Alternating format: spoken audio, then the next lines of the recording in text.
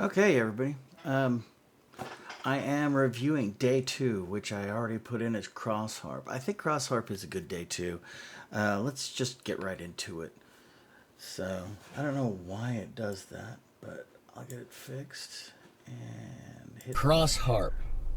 All right, Cross Harp is the way. You know what? I'm totally cool with immediately jumping into Cross Harp. You know, saying the word Cross Harp because it says what I'm talking about, which is the point of the video. So I'm going to stick with that type of stuff. Tell you what, though, I'm already noticing that there's background, and it's something I've been having issues with as far as the audio goes here. But that's something I'm going to be figuring out as I go. So, all right, let's hit play and continue to watch. That you're playing the harmonica when you're playing the blues. All right. I touched on it yesterday that there is more I say all right a whole lot. I really need to get that out of there. than just one harmonica. There Yeah, I do like that harmonica belt thing. Maybe I will show that. are 12 of them. All right, we want to keep that in mind. Once again, we are only using the C harmonica, which is this one right here. Definitely need to have the harmonicas set prepared if I'm going to be pulling them out to use them. We're using the C harmonica only for the Learn Harmonica in 30 days. So, Once again, I am changing this. I'm switching over to using jam zones, so it doesn't matter what key your harmonica's in. You just set your jam zone to this, and Cross Harp will help you with figuring that out. pulling this one out. What Cross Harp is, if you haven't heard of it, it's something called the Circle of Fifths, where... Okay, I'm going to study up on the circle of fifths when I'm doing the video here, because I am really... I've always had an issue with this. Math things in my head kind of mess around with me. If you hadn't noticed, I go by feeling a lot with my harmonica stuff when I'm playing harp. As you move around the scale, there are certain notes that correspond to certain other notes. So you're following the circle of fifths. But in harmonica, especially in blues harp, it's just called cross harp. And it's second position. All right. Once again, I'm getting wordy, and I love saying that word, all right. I do it all the time. And it's, I believe they say it's a fifth up. I'm not as much up on my official music language as I used to be. But what happens is that you are, so since you're... Ex-girlfriend used to love that. I'd say that whole is. You know, the thing about it is, or something along those lines. She hated that, but she started doing it herself. Playing the blues and you're playing in second position, which is cross harp. You are, if you're on a C harp, you're going to be playing in the key of G. And that's true for each key. There is a cross harp. There's also a slant harp for it. Cross harp is for standard blues. If you're going to get into minor keys, then you're going to get into slant harp or third position. There's actually a fourth and fifth position and so on. I don't mess with that stuff that much. I barely mess with slant harp. But that's because there's great songs like Cold Shot by Stevie Ray Vaughan, which you have to play slant harp. But anyway, that's the long and short of playing harmonica when you're doing it. Once again, I'm way too wordy with this stuff. Information's okay, but I really need to jump right into explaining how to do cross harp. So, how you find second position on your harmonica. All right, you find your root. That's your one whole blow. All right, then... One whole blow is not the root, by the way. I've since learned that.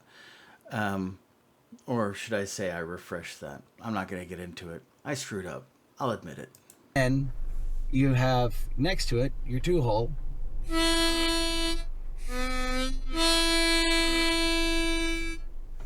And then your cross harp position is your two hole draw.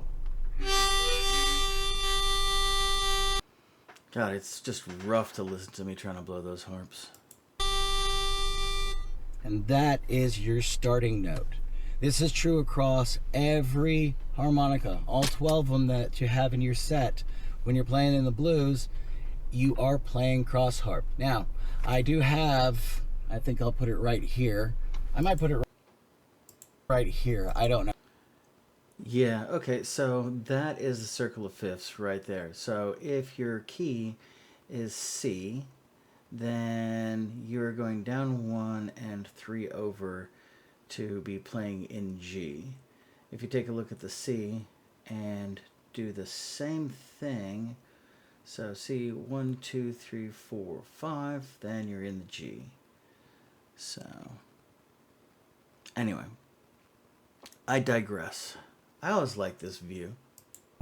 But this is the circle of fifths. I also have it listed as for second position and third position. I got two different graphics that you can use for it. And what I recommend you do is you take these, and you take one of these and you... The second graphic is the one that I prefer. I didn't actually create that. I think I am going to build a custom one for it eventually. Like I said, I'm thinking about writing a book, so it'll probably be in there. You put it on your phone as your home screen. That's actually how I have it. When I am playing my harp and I'm out in public, I actually have the circle of fifths on my phone. I always have it there. It's super useful. What those positions are. So if I see, like when I'm out doing karaoke, I look up at the screen, I see that something is in the key of G, I know that I'm going to grab. Once again, don't need to worry about that if you got Jam Zone on your phone. Even if you're not paying for it, even if you got the free version, you can still look up the song and see what key it's in. My C harp, and because I just look on here.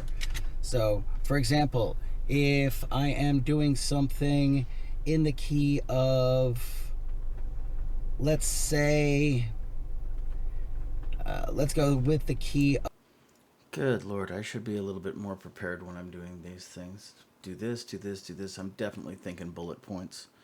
I think I'm going to write the ebook and then pull the bullet points out, and then each day of the ebook, or each chapter of the ebook, is going to be a day for the Learn Harmonica Challenge.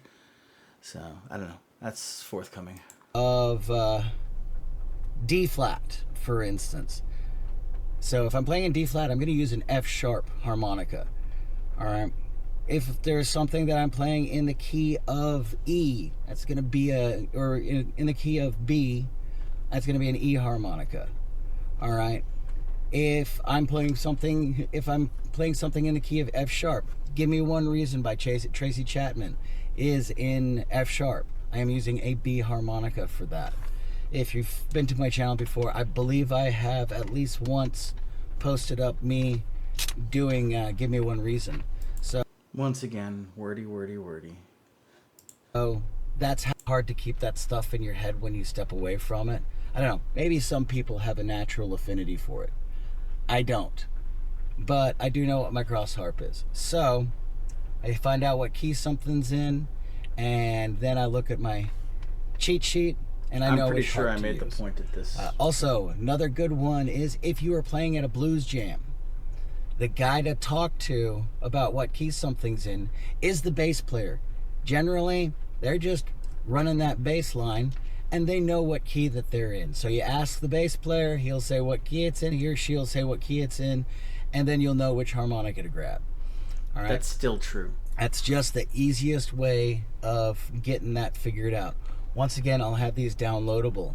I am working on an app, and if you sign up for my newsletter, Still I will working send on you that. a It's link just kind of cutting to in the back the web burner. version of it. I've got it's it on the the back website, burner because and I will send you a link to that ChatGPT if you sign up changes for and so my on. But email list. That is at www.countzeroblues.com. I'll send stuff out with that. a quick thing about if anybody has signed up for the email list, I set it up to work with MailChimp. MailChimp sucks. Way back when I was doing this, I used Aweber, and it had a certain cost to it to begin with. I think I'm going to go back to Aweber, see if I can transfer everybody who's already signed up to the email list, because Aweber just works better. I like it the most. It just doesn't really have a free option, but it does have some really good cheap options. So I'll keep you updated. Donations are definitely appreciated if I'm switching over to Aweber. probably for this video, I'll probably send out an email with the circle of fifths and the positions chart. That's the reason why I don't like MailChimp. With Aweber, I can set up an email and then just fire it off as many times as I want to. MailChimp, you set it up, you fire it off to that group of people, and it's done. You can't ever find that thing again, or at least I can't figure out how to do it. And if it's not there, or I can't figure out how to do it, it's too much of a pain in my butt for it. So, yeah, thanks. Please drive through, switching back over to Aweber.